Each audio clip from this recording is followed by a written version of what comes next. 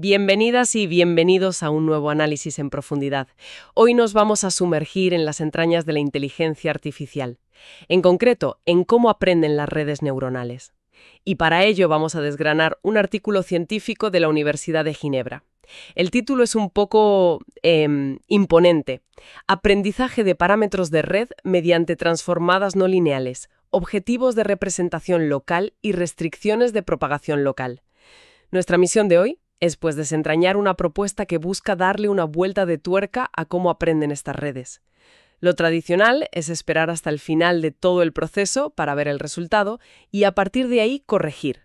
Este artículo, en cambio, propone algo radicalmente distinto.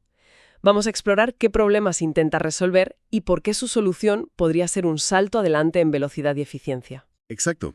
La pregunta de fondo es, en realidad, muy intuitiva, ¿no?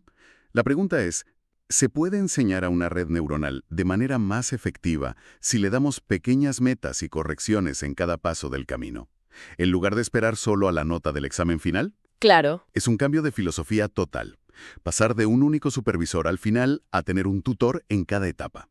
Y eso es, en esencia, lo que vamos a analizar. De acuerdo, pues empecemos por el principio, para entender la magnitud del cambio que proponen.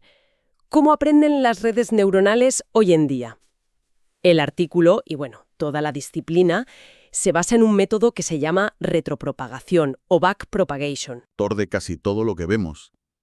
El proceso es conceptualmente sencillo. Tiene dos fases. Primero está la propagación hacia adelante. Imagínalo como una corriente de agua. Los datos de entrada fluyen a través de todas las capas de la red, una tras otra. Cada capa va transformando esos datos un poquito, hasta que al final del recorrido se genera un resultado, una predicción. Vale. Y luego viene la magia, o el problema, según se mire, que es la retropropagación.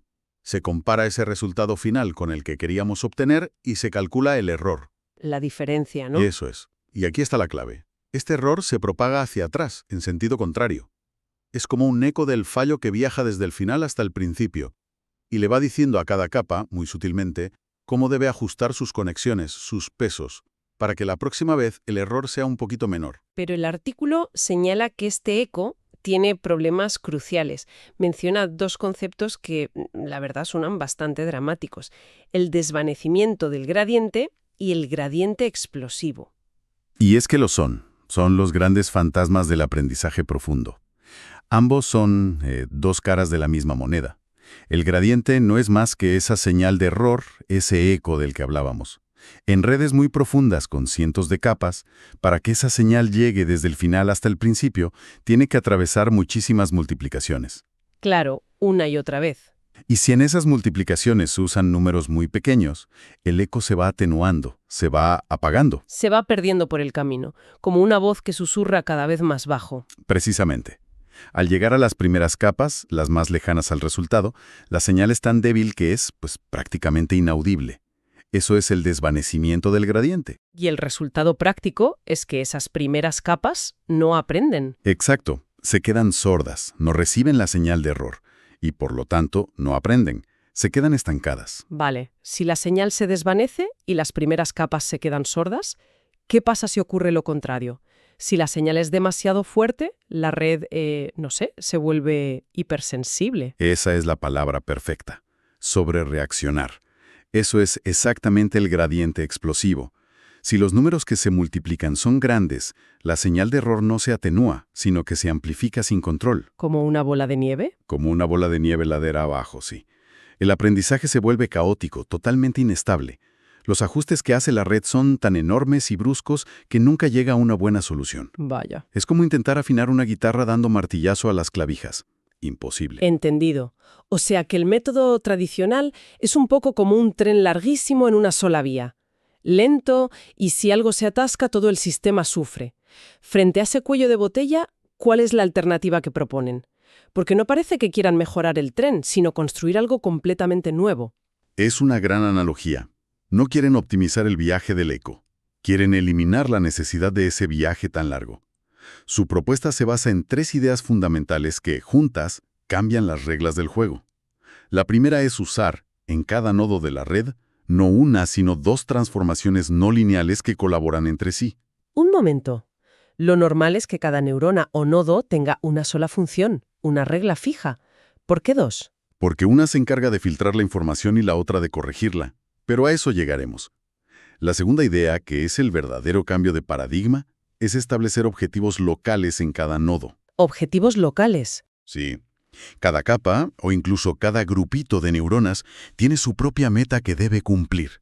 Ya no se trata solo de acertar la predicción final, se trata de que cada representación intermedia de los datos a lo largo de la red tenga unas propiedades concretas que nosotros queremos que tenga. A ver si lo entiendo. La idea es potente, pero suena también arriesgada. Si cada capa empieza a optimizar para su propio objetivo, ¿no corremos el riesgo de que el conjunto se descoordine? Como una orquesta donde cada músico toca su parte a la perfección, pero nadie escucha al director y el resultado es un caos. Ese es el peligro fundamental y es precisamente el problema que resuelve la tercera clave del artículo. Las restricciones de propagación local.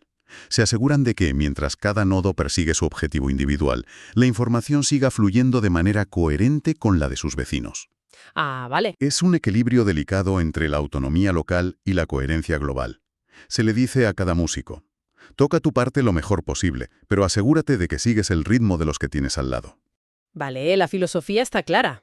Descentralizar el aprendizaje. Pero para lograrlo, el artículo define dos mecanismos con nombres que suenan a ciencia ficción, la SNT y la CSNT. ¿Podemos traducirlos a algo más terrenal? Por supuesto. Empecemos por la primera, la SNT. Piensa en ella como un filtro de ruido muy eficiente. Su trabajo es tomar la información que le llega y hacerla dispersa. ¿Dispersa? Sí. Imagina que lees un libro y en lugar de recordar cada palabra, solo subrayas las 50 ideas más importantes. Eso es una representación dispersa. Elimina todo el ruido, todas las palabras de relleno y se queda solo con las señales más fuertes y relevantes. Entiendo. Esto hace que la red no pierda tiempo procesando información inútil y sea mucho más eficiente. Entendido. Es el filtro que limpia la señal y se queda con lo esencial. ¿Y la CSNT? Porque, por cómo lo has planteado antes, aquí debe estar la madre del cordero. Aquí está el corazón de la invención. La CSNT es la que lleva a cabo la corrección. Es una transformación dinámica que cambia constantemente. Ah, espera. Entonces la CSNT no es una regla fija. Es más bien como un termostato inteligente para cada neurona. Constantemente mide la temperatura local, si se acerca o se aleja de su objetivo y se autoajusta para corregir el rumbo. Eso es un cambio radical frente a las funciones de activación de toda la vida, que son estáticas. Es una analogía perfecta. Ese termostato tiene un mecanismo interno, un vector de corrección, que tiene dos misiones. La primera es medir cuánto se está desviando la capa de su objetivo local, particular, de su meta. La segunda es medir cómo de bien se está coordinando con las capas vecinas. Así que le da dos mensajes a la capa. Te estás desviando de tu objetivo individual y no te estás coordinando bien con tus compañeras. Fascinante. Le da la información que necesita para ajustarse localmente, sin tener que esperar a ese eco lejano que viene desde el final. Le da a cada parte una consciencia local. Y todo este sistema, cómo se orquesta para que la red realmente aprenda. El artículo describe un algoritmo de 2 etapas. Sí, es un proceso que se repite una y otra vez y que es muy ingenioso porque separa el problema en dos partes más sencillas. En la etapa 1 es como si la red se mirara al espejo. Primero calcula su estado actual, la imagen real de lo que está haciendo en cada capa. Es decir, una foto de la cruda realidad. Exacto. Y justo al lado calcula una imagen ideal de lo que debería estar haciendo en ese mismo punto para cumplir a la perfección con sus objetivos locales. Ah, vale. La meta de esta primera etapa es simplemente identificar la diferencia entre dónde estoy y dónde debería estar. Es una fase de puro diagnóstico. Y una vez que tienes ese diagnóstico, esa foto de las discrepancias, ¿vas a la segunda etapa para aplicar el tratamiento? Justo. Y eso nos lleva a la etapa 2, que es la de actualización. Aquí es donde se modifican los parámetros reales de la red, las conexiones. Y es la ActiSNT, ese termostato inteligente del que hablabas, la que entra en acción. Su componente correctivo traduce los errores locales que se han detectado en la etapa 1 en ajustes concretos y localizados para los pesos de la red. Y al separar el problema de esta manera, en diagnosticar el error localmente y aplicar la corrección localmente, Se consigue el desacoplamiento. La actualización de los pesos de cada capa se convierte en un subproblema totalmente independiente. que puede resolverse sin depender de las demás. Exacto. Y esto es lo que permite que todas las capas se actualicen en paralelo. Imagina miles de ordenadores, cada uno encargado de una capa, trabajando a la vez. El artículo incluso menciona que esta actualización puede ser asíncrona. Asíncrona. Es decir, que cada capa se actualiza cuando puede, usando la información más reciente que tenga de sus vecinas, sin tener que esperar a nadie. Esta es la clave para la ganancia radical de velocidad. Bueno, pues pasamos de la pizarra al laboratorio. Toda esta teoría tan elegante se sostiene cuando se pone a prueba. ¿Cuáles son los resultados? Pues los autores lo probaron en dos campos de batalla clásicos para estos algoritmos, los conjuntos de datos MEMNSST. Los dígitos escritos a mano. Esos son miles de imágenes de dígitos. Y Fashion MNST, que son imágenes de prendas de ropa. Son las pruebas de acceso estándar. En cuanto a la precisión, los resultados son muy competitivos. En MNST alcanzaron un 99,28% de acierto. Que es altísimo. Altísimo. Y en Fashion MNST, un 93,23%. Para ponerlo en contexto, los mejores modelos del mundo en ese momento estaban en 99,77 y 94,65 respectivamente. O sea que la precisión es muy alta, casi a la par con los métodos más punteros. Y lo que es crucial aquí no son las décimas de porcentaje. El verdadero titular es que lograron una precisión prácticamente idéntica a los métodos más punteros. Pero con una arquitectura que puede aprender mucho más rápido. Exacto. Están diciendo, podemos llegar prácticamente al mismo destino, pero en una fracción del tiempo. Claro, porque la gran promesa no era solo la precisión, era la eficiencia. El tiempo es oro, también para las redes neuronales. Correcto. Y aquí los resultados son muy llamativos. El tiempo de aprendizaje fue notablemente menor. Una red de 6 capas tardó unas 3 horas y media en entrenarse en un único procesador. Pero los autores estiman, y este es el punto fuerte del método, que una implementación que aprovechara el paralelismo podría reducir ese tiempo a menos de media hora. Vaya. Y además, un detalle importante, lo lograron con redes que tenían un número de parámetros relativamente pequeño, lo que las hace más ligeras y eficientes. Hay un experimento que mencionan que me parece casi contraintuitivo. Probaron a poner el objetivo, la meta, no al final de la red, como se hace siempre, sino en una capa intermedia, concretamente en la capa 3 de una red de 6. Y aún así el sistema funcionó. ¿Cómo es eso posible? Pues es una demostración potentísima de la flexibilidad del modelo. Demuestra que no necesitas esperar al final para guiar el aprendizaje. Al colocar el objetivo en mitad de la red, la información sobre esa meta fue capaz de propagarse en ambas direcciones, hacia adelante y hacia atrás. Hacia atrás también. Sí, para ajustar toda la estructura y aún así alcanzar el resultado deseado en la salida final. El teorema 1 del artículo, de hecho, respalda matemáticamente esta idea. Puedes establecer un objetivo en cualquier nodo y el sistema es lo suficientemente inteligente como para aprender a propagar esa información y conseguir el resultado global. Es como darle un mapa a alguien a mitad de su viaje. Exacto. Y que sea capaz de usarlo para corregir tanto el camino que le queda por delante como para entender los errores que cometió en el camino que ya ha recorrido. Impresionante. Hagamos un repaso de las conclusiones clave de este análisis. ¿Qué nos llevamos de este artículo? Pues lo primero, que este método no es una simple mejora de la retropropagación, sino una alternativa real. Está diseñada desde cero para evitar sus problemas de gradiente y su lentitud secuencial. Es un cambio de enfoque.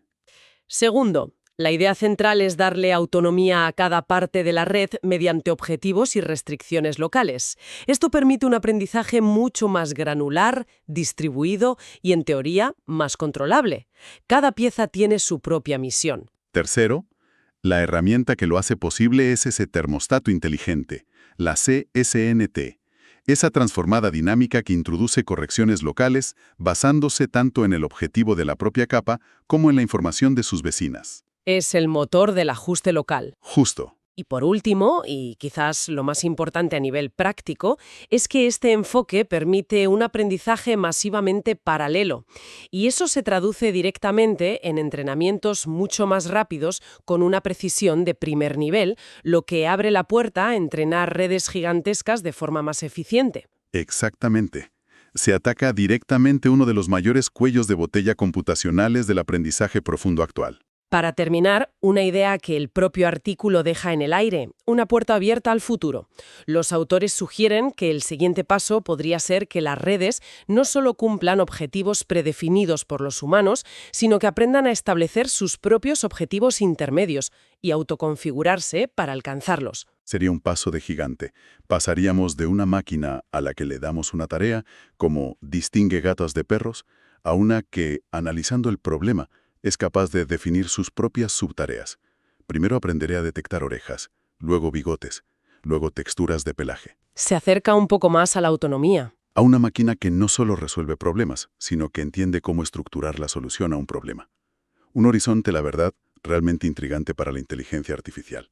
Y con esa reflexión sobre el futuro del aprendizaje autónomo, terminamos nuestra exploración de hoy. Gracias por la compañía.